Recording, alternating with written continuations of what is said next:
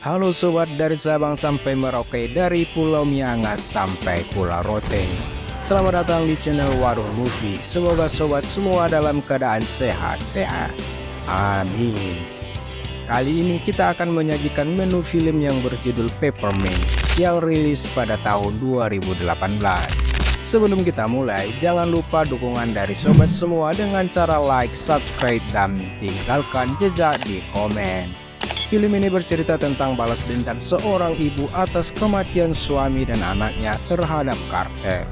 Kita langsung ke alur ceritanya saja.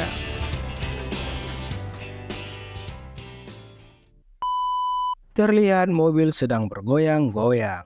Pikiran kotor sempat menghampiri. Ternyata di dalam seorang wanita sedang menghabisi seorang pria dan langsung menembaknya. Wanita ini kemudian pergi ke suatu tempat kumuh untuk merawat luka sobek di pahanya. Dengan cara barbar, dia pun menjahit lukanya dan memberikan lakban untuk menutup lukanya. Waduh, sungguh menyeramkan caranya. Film kembali ke 5 tahun sebelumnya. Diceritakan ibu ini bernama Reli yang menjalani kehidupan normal layaknya keluarga cemara. Dia memiliki putri yang bernama Carly dan Chrissy suaminya. Suatu malam saat mereka pergi ke pasar malam untuk merayakan ulang tahun putrinya, petaka itu pun datang menghampiri keluarga wanita ini, di mana suami dan anaknya diberondongi peluru panas oleh sekelompok gangster. Suami dan putrinya pun tewas di TKP, sementara wanita ini masih selamat walaupun harus dilarikan ke rumah sakit karena terkena tembakan juga. Setelah siuman, dia pun dihampiri seorang detektif yang bernama Stan. Stan bercerita bahwa kejadian ini berkaitan dengan suaminya yang berencana ikut merampok bandar narkoboy bernama Garcia. Walaupun suaminya menolak ikut, tetapi beritanya sudah terlanjur tersebar, sehingga mereka pun menghabisi keluarganya. Saat akan meninggalkan rumah sakit, wanita itu mengatakan bahwa dia melihat pelakunya. Sehingga dia pun dibawa ke kantornya untuk membantu polisi menetapkan siapa tersangka sebenarnya dari banyaknya tersangka yang ditangkap polisi. Saat kembali ke rumahnya, wanita ini didatangi seorang pria yang hendak menyogoknya agar kasusnya damai-damai saja. Wanita ini pun langsung emosi dan menyuruh pria itu untuk keluar dari rumahnya. Enak saja. Cerita pun berlanjut di persidangan, di mana pria yang datang ke rumahnya ternyata adalah pengacara dari ketiga tersangka. Saat di persidangan, Rili pun dipojokkan karena jaksa juga sudah disuap oleh Garcia. Dasar manusia serakah, kalian akan menanggung akibatnya. Sehingga tersangka dinyatakan bebas dan wanita ini akan dibawa ke rumah sakit jiwa. Saat akan dibawa, wanita ini pun kabur dan menyerang petugas. Cerita kembali ke masa sekarang, di mana ketiga pembunuh suami dan anaknya sudah digantung di wahana permainan, tempat di mana dia terakhir bersama suami dan anaknya. Di tempat berbeda, wanita ini sedang mempersiapkan senjata untuk aksi berikutnya. Tak lupa, ia selalu membawa foto keluarganya untuk motivasinya. Wanita ini pun pergi ke rumah pria yang menjadi hakim dalam persidangan waktu itu. Di sana, dia sudah mengikat pria tua itu dan dia pun mengatakan, "Jika kau ingat namaku, kau bebas." Di tempat yang berbeda di markas FBI, Stan sedang rapat bersama rekan-rekannya tentang seorang wanita yang berpindah-pindah negara dan sering berbuat onar. Dengan identitas yang sama, wanita itu juga mengikuti ajang UFC.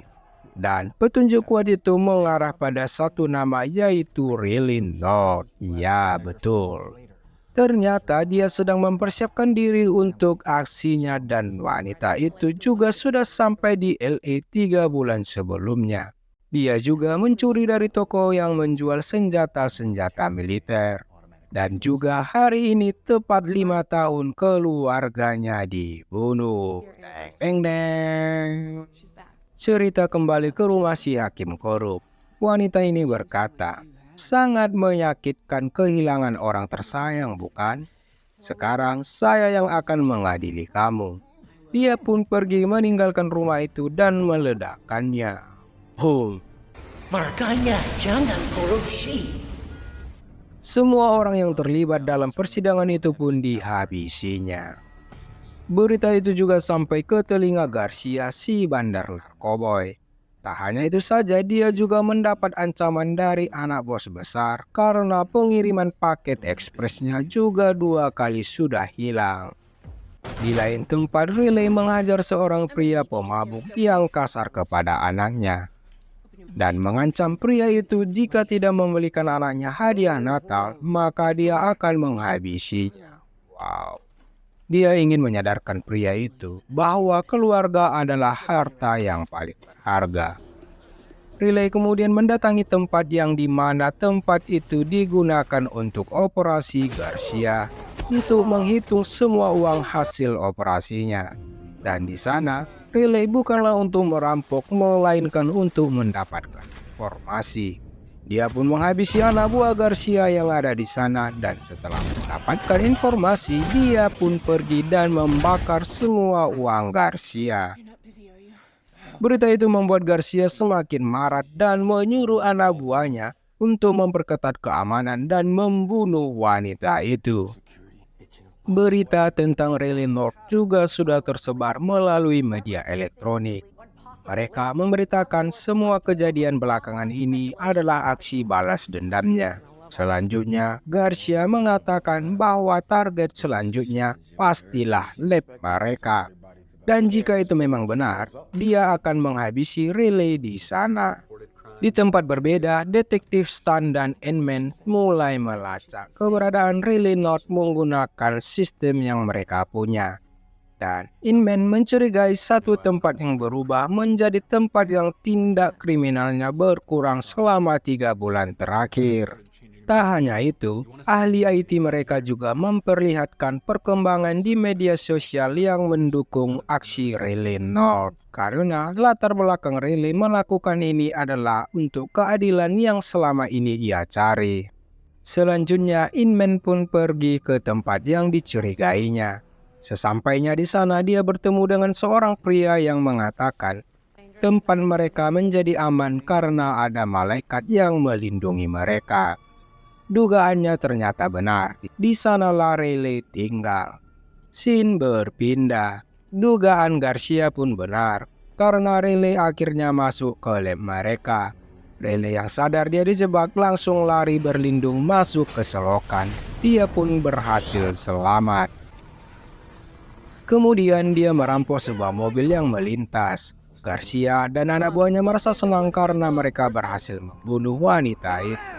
Namun nyatanya Riley sudah membuntuti anak buahnya yang sedang menuju ke kediaman Garcia.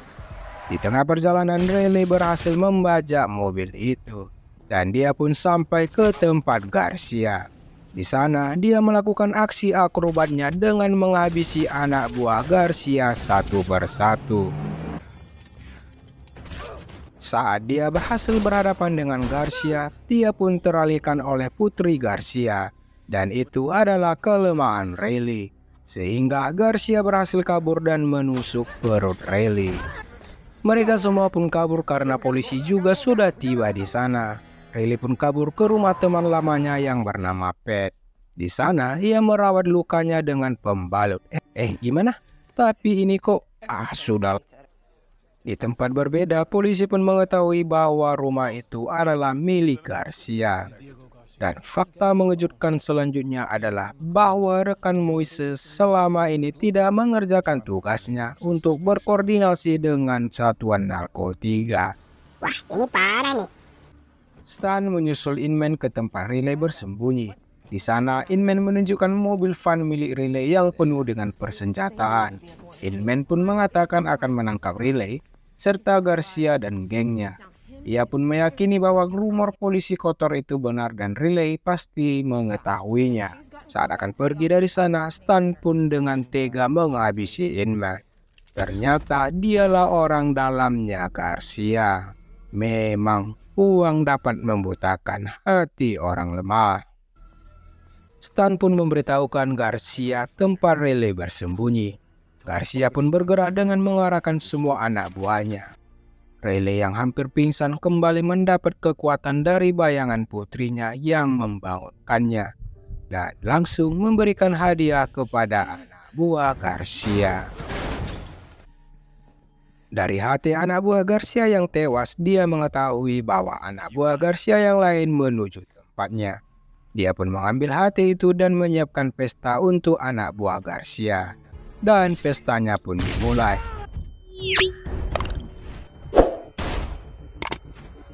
Selanjutnya, dengan hati itu, Riley mengancam Garcia untuk pergi dari sana atau akan dihabisinya. Tapi, Garcia yang mengetahui bahwa Riley dalam keadaan kalah orang dan senjata, dia juga sedang terluka, mengancam balik Riley.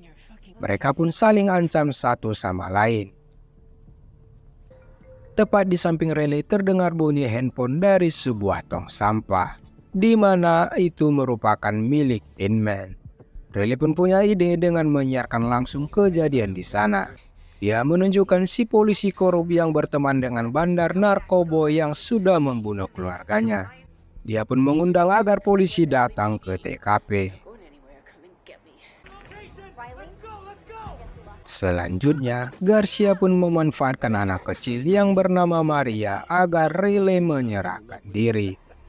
Riley yang lemah jika ada anak kecil yang disakiti pun menyerahkan diri. Di sana, dia pun mengolok-olok Garcia dengan tujuan untuk mengulur-ulur waktu. Benar saja, polisi pun akhirnya tiba di sana, sehingga semua mereka ngacir ketakutan. Garcia yang merasa Stan berkhianat kepadanya pun langsung dihabisinya.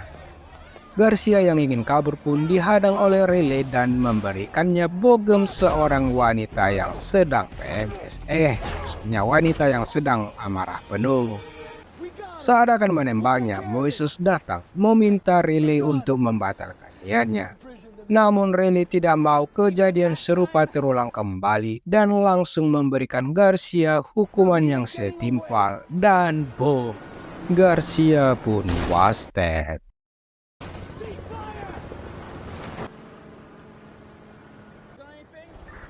Seketika Riley pun menghilang dari sana, tetapi Moses tahu kemana dia akan pergi. Benar saja dia menjumpai Riley yang sedang tak berdaya di kuburan suami dan anaknya. Karena terluka parah, Riley pun pingsan dan akhirnya dibawa oleh Moses ke rumah sakit. Berita keberhasilan Riley pun tersiar dan orang menganggapnya seorang pahlawan. Tetapi polisi tetap akan memprosesnya atas perbuatannya. Scene berpindah ke rumah sakit, di mana Moises datang menjenguk Riley dan berkata, "Kamu adalah wanita hebat yang telah membunuh banyak orang kotor, menghancurkan operasi besar narkoba dan mengungkap polisi korup di departemenku." Dia pun menyalam Riley dan berharap dia segera pulih. Dan saat akan pergi, dia memberikan Riley sebuah hadiah perpisahan. Dan cerita pun selesai. Ending yang sesuai harapan Mimi. Nah, bagaimana dengan sobat semua? Apakah endingnya sesuai dengan harapan sobat? Jangan lupa tinggalkan komen sobat di kolom komentar. Saya Mimin mohon maaf jika ada kesalahan kata dalam tutur bahasa saat bercerita kepada sobat semua. Dan jangan lupa dukung terus channel ini agar semakin berkembang.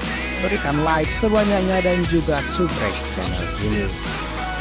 Pesan yang dapat kita ambil adalah, buat para oknum penegak keadilan, mungkin saat ini Anda dapat bersenang-senang dengan keputusan kotor yang buat.